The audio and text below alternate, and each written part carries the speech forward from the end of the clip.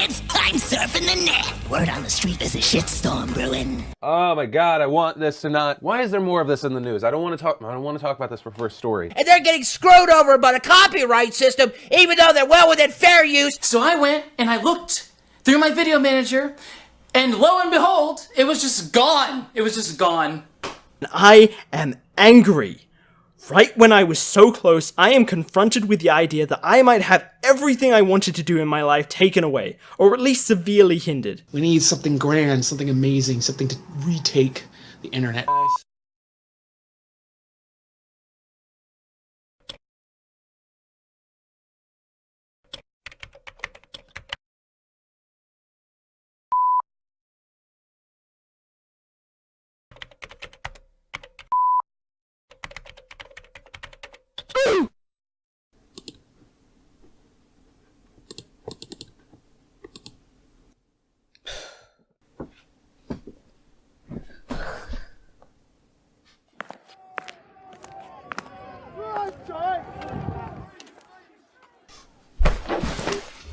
Wanna buy some memes?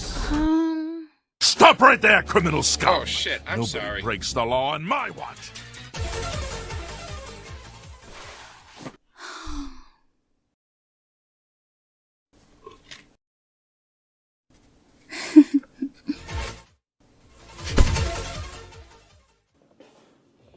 What the hell is this? I'm gonna have to clean this up.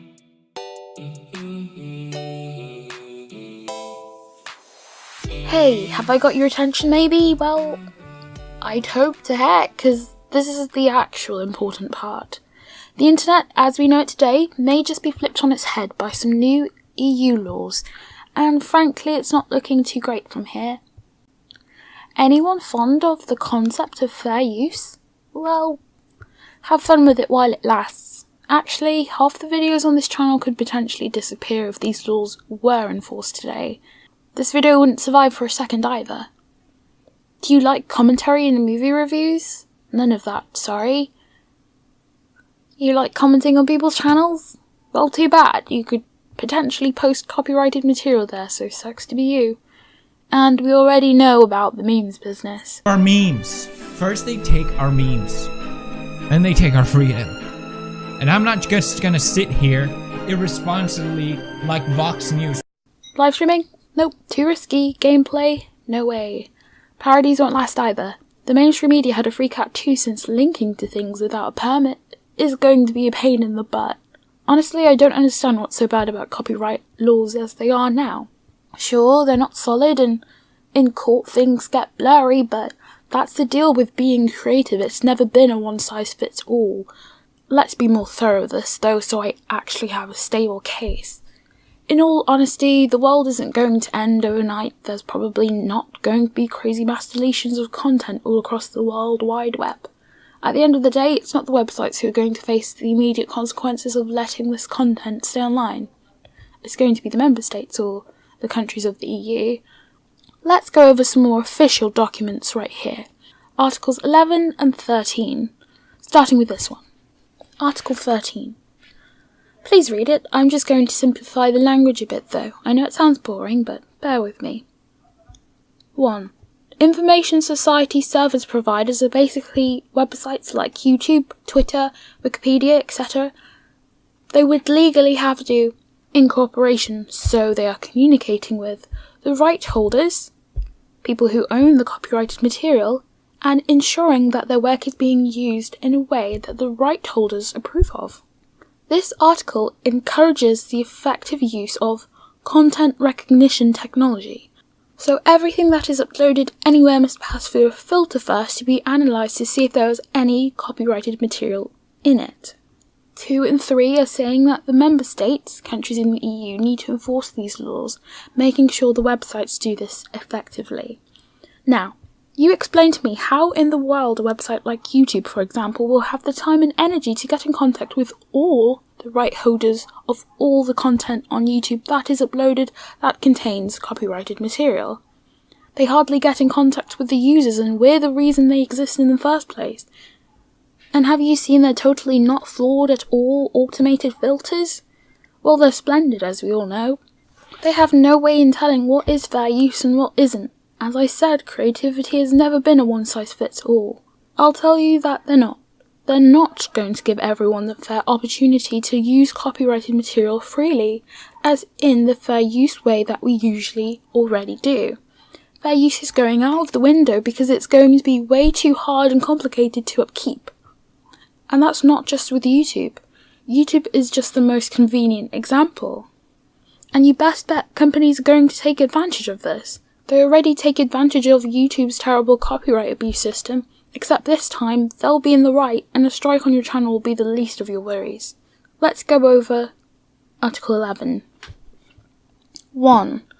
Publishers of the press publications, articles, will have rights for the digital use of their publications. This is very specific. The publisher chooses what will happen to their article, say if it's screenshot and posted, or if it's linked to, or if it's read from, etc. 2 and 3 just explain what rights won't be effective and what rights they are being given. Article 2 and 3 of the Directive 2001/29/EC is basic copyright protection stuff, but for articles. 4 explains that these rights will expire after 20 years, so you'll only legally be able to freely share articles that are over 20 years old. So why are people calling this a link tax? If you share a link, most websites give a preview of the article in one way or another, so people know where the link leads. It's easier to understand than just random words, numbers, full stops, etc. However, any part of the article you share, you can't, because you'll no longer have the right to share it without permission from the original creator. Permission might include payment. Depends on the publisher really, how big they are, if they're really into taking advantage of situations like these. So what's the deal? If you live in the EU, the member states have to follow this law. That, or they might just be fined until they do. It's a pretty complicated process. The EU forces a law on the member state, they enforce it on the websites, which enforces it on their users, but the member states can also directly enforce it on the citizens. When it comes to large platforms, fair use isn't going to be much of a safety net as it used to be. And let's be honest, YouTube is ridiculously useless when it comes to that stuff because they're too lazy to stick their foot into legal issues. Too much work. When it comes to more personal websites, the company itself would have much more of a say in what happens to you. If they want to be a jerk, they can be. If they don't, they won't.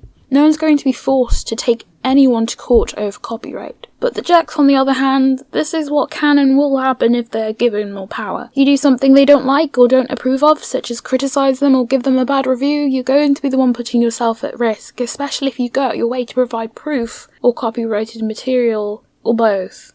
On the brighter side of things, Article 11 is likely to fail since a similar thing was enforced in Germany and it went downhill. Additionally, the European Parliament rejected the copyright negotiation mandate maybe a month ago, but that was a close win on our part. Well, our as in everyone who's not too big of a fan of Article 13. Smaller creators are going to put at a huge disadvantage having to pay for permits and such. Fair use on large platforms is going to get much, much worse, especially on YouTube. And the worst part of it is it doesn't stay in Europe, it starts in Europe. If this goes through as it is, creators from all over the world could face losing their European audiences. Maybe YouTube won't just enforce these laws in Europe, maybe they'll enforce it worldwide.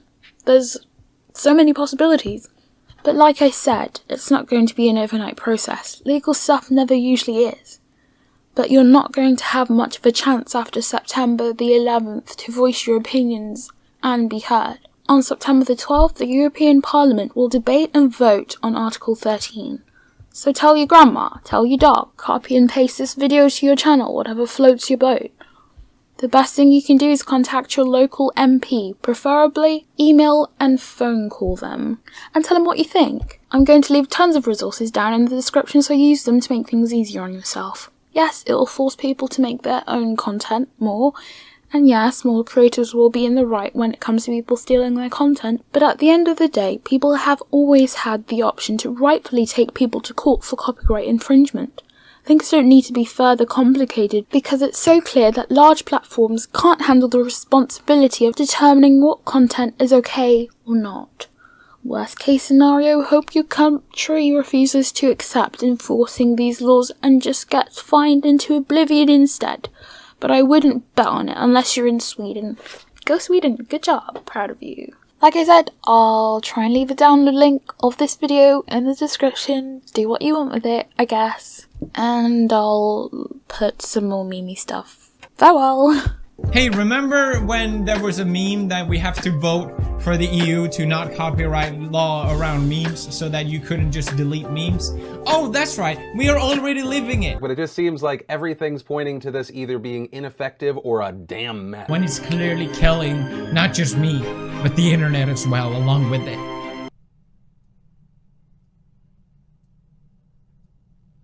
Alright, well, it's been a good run, I guess. I guess at this rate, we're just gonna have to upload at YouPorn. It's kinda sad, but true.